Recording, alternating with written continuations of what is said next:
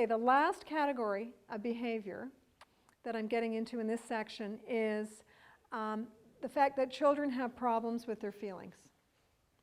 When we say somebody is immature, what we mean is they are acting like a child. They're letting their feelings move their behavior.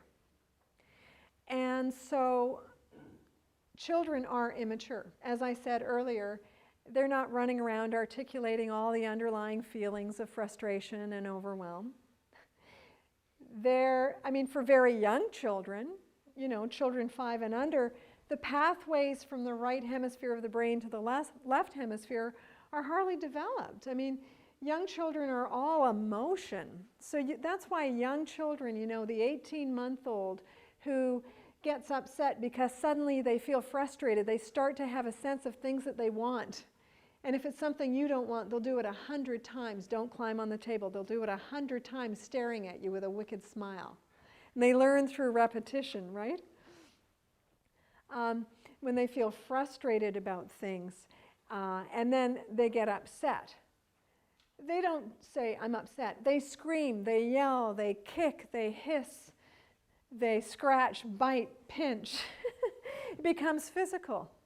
The feelings take over their body because, it's all kind of gelled together.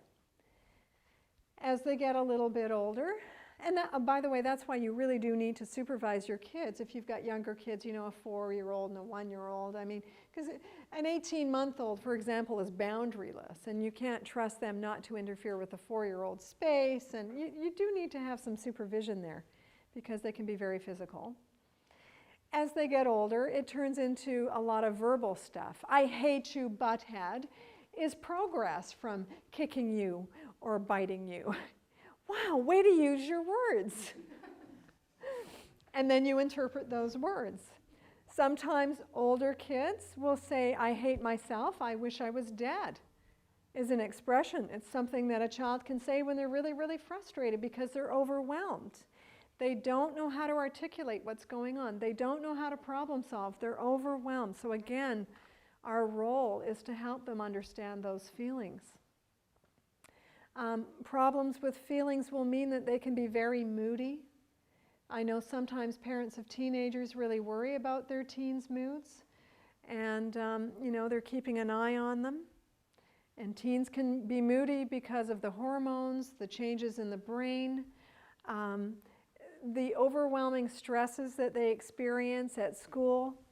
Start thinking about their needs. Their need to have rest, their need to have emotional safety, which they're not always getting with their peers, their need to belong to their peer group, their need to have support from their parents even when they make a mistake. Yeah. And their need for sleep is huge. Do you remember being a teenager, how much you slept?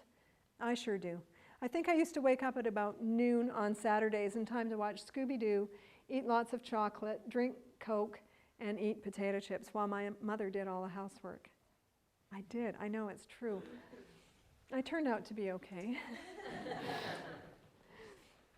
So that kind of summarizes these 4 categories of behavior.